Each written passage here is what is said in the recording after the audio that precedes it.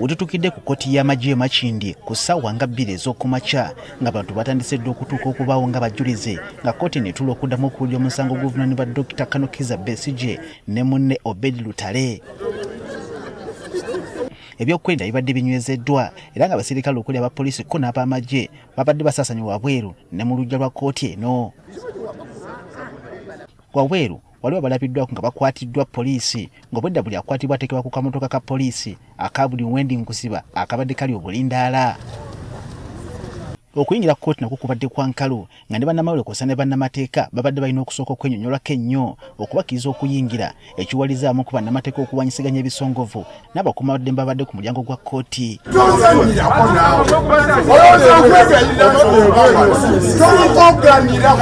Ku ssaawa nga 4 ez'akalasamayanzi bannamateeka nga bakulembeddwamu Erias Lukwago ko ne Martha Karua beesoze kkooti eno.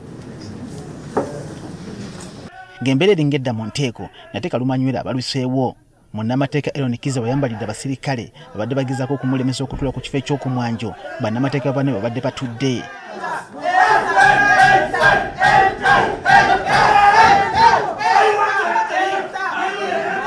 Kyokka kino abakulira kkooti tebakiganyisa kulanda balagidde abakuumaddembe okumwanguyira okakana nga akwatiddwa n'agattibwa ku basibe ate babadde azze okuwolereza.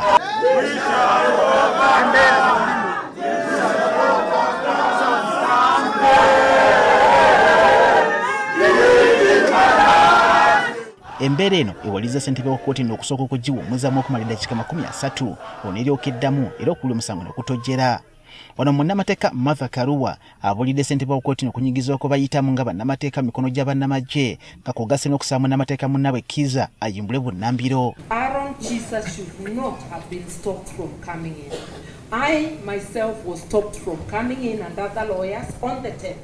Kyokka Brigadier Mugabe naye atadde Martha Karua ku nninga ng'ayagala avumirire n'eyisa Aaron Kiza mu kkooti ekintu Martha Karua kye yeeremye okukola ng'agamba nti okubanyigiriza okususse kwadibanga okuviiridde ku Kiza okweyisa mu mbeera ng'eno. You are talking about the assault, you are not talking about the conduct of your colleague. What type of conduct is that in the court? Aaron Kiza is an advocate of the High Court of Uganda. He is known by the orderlies. So it looks like there was an intention to actually assault him. Mu ngeri badde terabwangako kkooti eno ng'emaze okukola ku nsonga za Dr. Kiza Besigye ne munne Obed Lutale ate ezzeemu okutuula okuwulira omusango gwa Aaron Kiza. Bannamateeka banne baweddeko ssentebe wa kkooti eno Brigadier Freeman Mugabe bw'asomye ekiwandiiko kubadde ensala ye Aaron Kiza eyabadde azze okunoonya obwenkanya mu musango gwa Dr. Kanokiza Besigye ne munne okakana nga mukaliza emyezi 9 mu kkomera ekitalya abatalina kumuwa kadde kwewozaako. This court finds the accused conduct in contempt of this court and finds Kiza Aaron guilty of the offence of contempt of court and is hereby sentenced to 9 months in prison to be served in Kitalya government prison.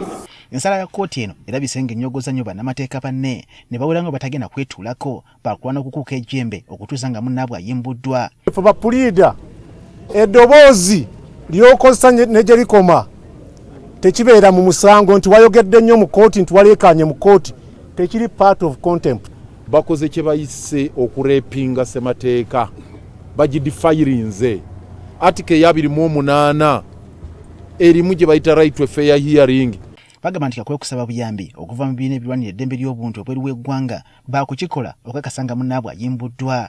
Kaakati y'abannamateeka bonna kubanga toyinza kubanga ozze kukola mulimu gwo nga munnamateeka ne bakuvumbagatira mu nvumbagatira nga gye bamuvumbagatiddemu ne bakubagula ebigwo ne bakuyoolayoola ne bakuteeka mu kaguli ne bagaaka tukuweereza ekitalya. Ekyo kikutte ku ffenna bannamateeka tugenda kiva mabega okuva bwe baateetegekera paka bwe kituuse wano n'ekiddako ffenna nga bannamateeka etugenda kuzinga mikono. Kinajjukira nti guno si gwe gusoose bannamateeka okuvunaanibwa okuyisa olugaayo mu kkooti y'amagye mu mwaka 2011 bannamateeka okwali Erias Lukwago ne Caleb Alaka kkooti mu kaseera ako yali ekubirizibwa omugenzi Eritu Mwine yabasingisa omusango nga guno lwa kwogera nga tebafunye lukusa okakana nga basibiddwa okumala essaawa 7 nga kw'ogasse n'okuwa engassi ya nnusu 100 buli omu.